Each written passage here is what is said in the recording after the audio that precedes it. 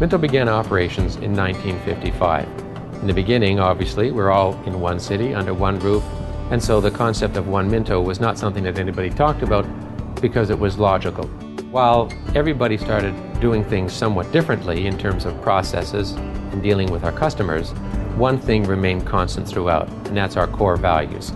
We're here in Center Point right now, which is a community we started building in 1984. What you see behind us now is the last 262 homes that we're going to be building here. This community represents a lot of what Minto's done. We've built a lot of fine houses. It's turned into a bit of a landmark community for the people of Ottawa, and when they have that beautiful home smack in the middle of a Minto community, it inspires life. Irving first came to Florida in 1978 as the economy in Canada was contracting, and he identified Florida as a market where Minto could expand its North American operation. It's no secret that Irving and I had a very special relationship. To me, he epitomized the essence of the great builder. He understood all facets of the business. His morals, his work ethic, and his values are still the driving force behind the company. Irving had a vision for Toronto. He saw the long-term growth prospects of Toronto. Our vision was to enhance Toronto's skyline by building a better design product, a better built product. We have several really landmark developments that we built in Toronto. The first one would be the Prince Arthur. Today it's recognized as one of the top 5 places to live in urban Toronto. And the next is Radiance. Radiance is built at Yonge and Sheppard, phase 1 of our Minto Gardens development. Today it is the second most advanced building built in Canada that's up and running. The most advanced building in Canada is Minto Roehampton, where we achieved a LEED Gold, and we're achieving similar type of energy reduction numbers. Minto Midtown is recognized in Toronto as being one of the 3 or 4 most important planning decisions in the last 50 years. There were 35,000 homes, ratepayers, that were against us, but we persevered because we knew it was the right thing for the people of Toronto, and ultimately, what's good for the people is good for Minto. The future of Minto that I see is bigger, broader, better. It'll be bigger because we'll be building more homes, building, owning, and managing more commercial properties.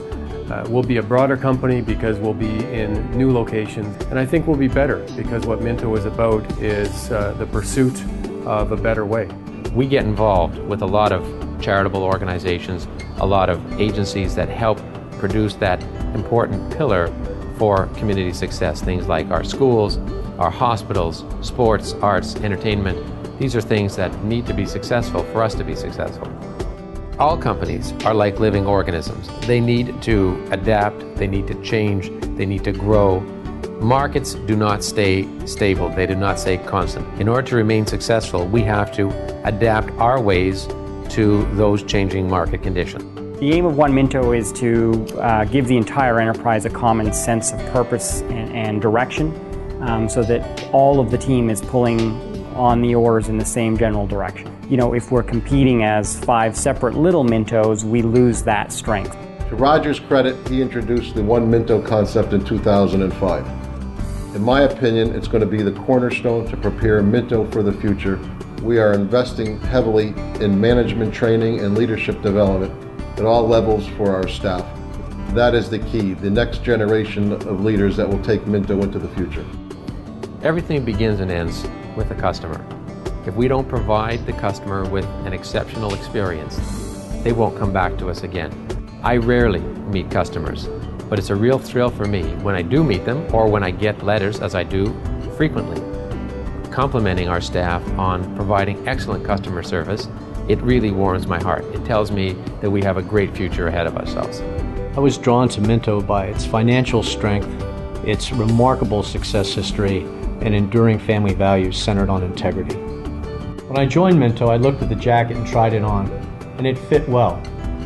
After 18 months with the company, I found that not only does it fit well, but it wears well. I think it is a lot different than what you would see in a public business. They tend to treat the people working at Minto sort of as part of their extended family and want to do not only what's good for the company or good for the Greenbergs, but also what's good for the employees. We want people to give back to the community. We have programs to encourage people to do that. And of course, we want them to work hard and do a good job, and they do that too. We're constantly trying to do better each and every day, and I think that's a philosophy and an ethic that permeates throughout the whole company. And it's one of the reasons that people are proud to call Minto the place where they come to work every day. We're all getting older, and we have to contemplate the day when we're going to retire, particularly my brothers Robert, Alan, and myself.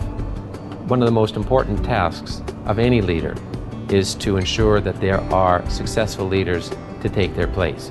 It's an obligation that we owe to our customers, it's an obligation that we owe to our staff, and it's an obligation we owe to our shareholders. One Minto allows us to pull together as a cohesive whole. Succession planning and leadership development is a significant component of that.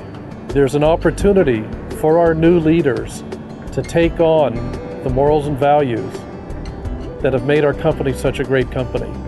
I've always been amazed by how staff respond to the challenges of coming to work every day.